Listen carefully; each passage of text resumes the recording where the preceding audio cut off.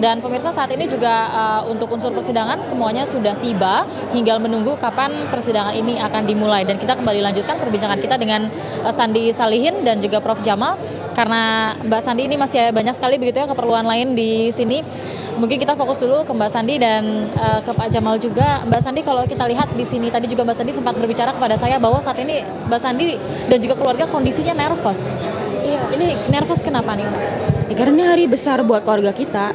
Hari ini ya keputusan vonis ntar gimana ya itu ngerubah hidup kita banget pokoknya. Semua apapun keputusan itu. Baik, tapi sudah mempersiapkan untuk kondisi terburuk? Ya kalau yang terburuk ya kita jalanin lagi bareng-bareng gitu. Kita bakal perjuangin Mirna sampai akhir pokoknya. Kita nggak bakal capek. Baik, saat ini berbeda begitu ya menggunakan kaos. Di sini ada gambar Mirna. Iya. Justice for Mirna. Iya, kita sekeluarga bikin kaos ini cuma buat ini sih sebenarnya mau mengingat kematian Mirna pada saat itu pokoknya. Ini soal kematian yang sangat jahat, sangat kejam dan berencana. Jadi saya nggak mau lupain hari itu pokoknya. Ya tiap hari saya juga nggak lupain ini sih. Jadi kita cuma pengen buat kaos ini sama pin ntar yang mau dibagiin. Tapi itu buat simbol aja. Baik, dan mengingat hari ini adalah sidang terakhir, sidang puncak. Nah, kira-kira Anda dan juga keluarga, apa yang akan dilakukan? Ataupun ada tidak sih tanggapan-tanggapan mungkin dari keluarga yang selama ini mungkin belum terlihat, tapi ada dukungan juga dari keluarga lain yang saat ini semakin berdatangan? Dukungan semua orang sih, keluarga, teman-teman aku sih semua dukung ya. Semuanya sekarang pada datang di sini semua pakai kaos yang sama, pakai pin semua untuk ya dukung kasus ini sampai akhir gitu. Dan kita semua mau gandengan tangan bareng-bareng. Ya tinggal tunggu keputusan hakim seperti apa nanti gitu. Baik, nah kalau untuk Justice for Mirna, bagaimana perkembangannya? Apakah memang masih ada sejumlah tanggapan dari banyak? Mereka terus memantau dari Justice for Mirna ya. Kita udah sama terima kasih banget sama semua orang yang udah dukung persidangan ini. Kayak sekarang udah ada 24 likes, 24.000 orang yang nge-likes Facebook kita gitu. Jadi betapa banyaknya orang yang dukung Mirna, doain Mirna. Kita udah terima kasih aja gitu. Sempat mengunjungi pemakaman Mirna? Oh iya, aku setiap sebulan berapa kali sering ke sana. Sering datang ya minta doa, minta petunjuknya dari Tuhan sama ya datengin Mirna aja, kangen. Apa yang dilakukan pada saat ke makam Mirna? Kita berdoa aja sih, berdoa, kita tanya Mir, kasih petunjuk ya Mir, mama, sama aku, sama papa, sama adik aku juga semuanya. Ya kangen sama dia, pokoknya kita semua kita semua jaga kamu di sini, pokoknya di sini walaupun kita masih sakit hati, masih kayak nggak terima kamu pergi, tapi ya mungkin ini udah jalannya Tuhan kali ya, kita nggak tahu gitu. Kita cuma bisa berdoa doang, soalnya ya kita kan manusia biasa, kita nggak tahu apa yang bakal terjadi gitu loh. Jadi kita berdoa aja sih udah. Soalnya emang keluarga kan kita orang biasa ya, kita bukan orang siapa-siapa gitu. Jadi ya udah gitu aja sih. Bingung. Sama adik begitu yang sempat di Australia begitu ya, apakah sekarang jadi sering ke Indonesia? Dia kemarin sih sempat ke Indonesia pas ulang tahun mama aku, cuma mau surprisein aja sih biar seneng gitu. Jadi anaknya yang di sana pulang, udah gitu aja sih. Tapi sekarang udah balik lagi, soalnya dia kerja di situ. Kemarin pada saat mama ulang tahun, itu suasananya beda banget. Ya nggak ada yang biasa anaknya kan yang 3 perempuan pada datang ciumin dia ke kamar, tapi sekarang cuman aku doang sama adik aku, sama ada cucunya. Lalu ibu sempat mengungkit Mirna lagi pada saat itu? Mama ngungkit Mirna, dia cuman kayak sedih aja Mirna nggak ada di sini sekarang gitu loh, suasananya beda. Ya kita tetap senyum, ketawa-ketawa, tapi tetap aja ada yang hilang aja. Biasanya kalau ada Mirna akan seperti apa suasananya? Biasanya kalau ada Mirna bisa lebih seru lagi, dia tuh orangnya ya rame. Mirna tuh orangnya tuh lebih dibanding saya, dia tuh orangnya lebih aktif.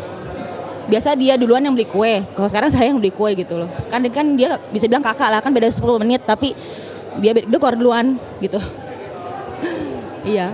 Baik, nah pada saat ini dari Sandi dan juga keluarga, dan kemarin juga sempat ada isu begitu ya yang menerpa Arief, sudah ada kelanjutan kabar dari laporan yang diajukan oleh Arief kemarin sempat cerita? Sekarang sih Arief masih ngelaporin ya, tapi saya nggak tahu ngapain orang itu udah. Kita tinggal tunggu aja resultnya. Mungkin hari ini karena vonis kita lagi sibuk di sini kali. Jadi saya nggak tahu kelanjutannya. Tapi respon keluarga terhadap hal itu sempat dirembukan dalam rapat keluarga? Kita semua pertama marah, tapi kita akhirnya pikir-pikir lagi, ya udah kita laporin aja ke pihak yang berwajib. Bukan seperti orang itu yang bukan yang ngelaporin ke pihak berwajib malah berlindung, bingung nggak? Saya bingung kok si Pak Amirnya itu malah berlindung, bukannya ke polisi laporin, Pak ini saya ngeliat Aris sama ini buktinya ini, mesti ngomong gitu kan, tapi dia malah minta perlindungan. Itu aneh menurut saya. Anehnya? Dan dia anehnya ya dia baru nongol sekarang, terakhir di dupliknya Jessica, terus kayak ngomong mirip-mirip Arif segala macam, itu kayak itu kan fitnah. Jadi kita lihatnya lucu aja sebenarnya, oh nih orang mau terkenal atau mau apa gitu loh. Tapi tanggapan terhadap laporan balik yang dilakukan oleh Amir Papalia untuk ayah Darmawan Salihin ditanggapi seperti apa? Bukannya ke Arif ya? Untuk yang terkait dengan tuduhan seperti dituduh wartawan bodrek dan lain sebagainya. Oh itu saya nggak tahu sih. Saya cuman ya ikutin aja. Itu mungkin urusannya papa sih. Baik. Nah sampai saat ini keluarga tetap optimiskah atau cenderung lebih pasrahkah untuk vonis? Nggak pasrah juga. Ya optimis aja sih. Optimis aja. Pokoknya hakim yang mulia bisa ngelihat ini ya mana yang salah mana yang benar. Mereka mesti ngelihat gitu loh menurut aku ya. Dan mereka kayaknya juga pasti tahu lah. Mereka udah di industri ini udah lama kan. Mesti udah tahu lah mana yang benar mana yang salah gitu loh. Hati nurani mereka pasti kegerak lah, mereka tahu.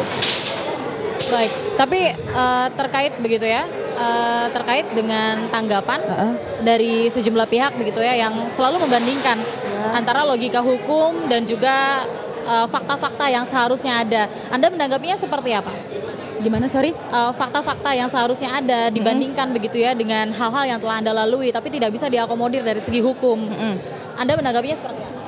Ya makanya kayak waktu contoh kayak apa ya, contoh yang cherry red itu kan baru nemunya terakhir itu papa nggak bisa masukin ke dalam persidangan. Itu memang kita benar-benar temunya terakhir karena orangnya juga baru ngomong terakhir gitu. Jadi kita nggak tahu. Ya kita kasih aja, kita kan kasih ke media biar lihat kalau kita memang ada Mirna cherry red. Katanya kan kalau cyanida itu apa efeknya nanti merah gitu. Jadi kita ada gitu. Ya jadi kita kasih ke media. Ya gitu aja sih.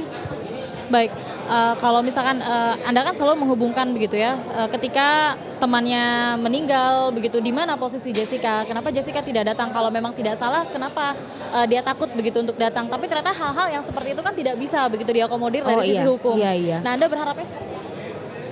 Ya tetap berharap hakim bisa ngeliat deh mana yang benar mana yang salah. Kita selama ini juga udah kasih pembuktian juga udah cukup ya menurut saya juga. CCTV menurut saya udah jelas banget sih.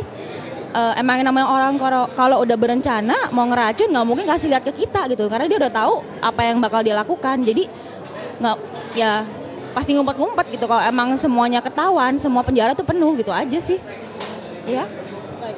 Tapi terkait dari sisi hukum ini kan lagi-lagi harus, makanya kan aku bukan orang hukum jadi aku nggak ngerti gitu loh. Aku cuman ya kayak keyakinan hati aku aja gitu, kasih tahu ke orang-orang ya begini loh, Jessica tuh ya kelihatan di CCTV kan semuanya udah jelas ngapain paper bag disusun, terus dia bilang sama inkonsistensi dia sendiri yang dia ngomongin juga beda di persidangan sama di media-media gitu kan. tapi ada tidak sih inkonsistensi yang paling kamu ingat sehingga kamu benar-benar yakin bahwa memang Jessica lah pelakunya? Iya itu dia ngomong banyak kan di media, dia bilang katanya kopi paper bag ditaruh ke belakang, terus katanya kopinya baru datang kayak gitu. Itu semua ada di YouTube loh. Dia sama pengacara si Yudi yang ngomong kayak gitu.